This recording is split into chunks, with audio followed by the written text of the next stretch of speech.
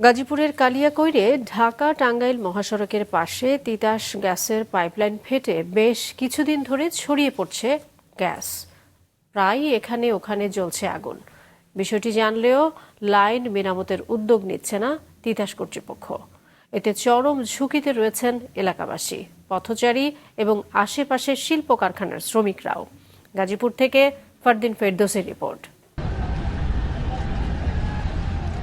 ভূগর্ভস্থ gas line ফেটে এখানে ওখানে জ্বলছে আগুন।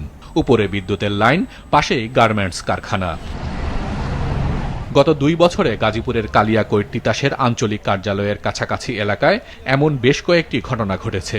একদিন পর পর বা 2 দিন পর পর এখান থেকে ওই ফুটারের পল্লী বিদ্যুৎ এই পর্যন্ত পুরাটা রাস্তায় পুরাটা ড্রেনে দেখেন আগুন। প্রায় 7 দিন হলে আগুনটা ওই পাশে জ্বলতেছে। এখানে কেউ কোনো লোক নাই। আমরা 1:30টার দিকে ফায়ার সার্ভিসে ফোন দিছি, তারা এখনো এসে পৌঁছে নাই আমাদের এখানে। ঢাকা টাঙ্গাইল মহাসড়কের পাশে কালিয়াকৈর উপজেলার শফিপুর পল্লী বিদ্যুৎ অফিসের পাশে সহ বেশ কয়েকটি এলাকায় এমন আগুন দেখা গেছে। স্থানীয়দের অভিযোগ, কয়েক দফা বিষয়টি সংশ্লিষ্ট অফিসে জানিয়েও লাভ হয়নি। কোনো নির্ধারিত সময় নাই, যে কোনো সময় যে কোনো মুহূর্তে এই ধরনের আগুন হলে আমরা তাৎক্ষণিক ফায়ার সার্ভিসকে অবগত করি। পাশাপাশি ফায়ার সার্ভিস বলে আপনারা তিতাসকে জানান, তিতাসকে জানাই, তিতাস বলে দেখছি, আমরা প্রেশার কমাচ্ছি। আবার প্রেশার কমাবো কেমন করে?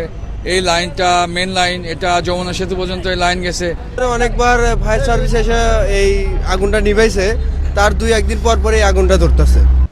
ব্যস্ত এই মহাসড়ক দিয়ে যানবাহনের পাশাপাশি প্রতিদিন চলাচল করে হাজার হাজার মানুষ।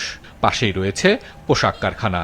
গ্যাস থেকে এমন আগুন যে কোনো সময় বড় দুর্ঘটনার আশঙ্কা জানিয়েছেন স্থানীয়রা। কিছুদিন থেকে এই সমস্যা দেখা দিচ্ছে, কিন্তু আসলে কোনো পরিত্রাণ হচ্ছে না।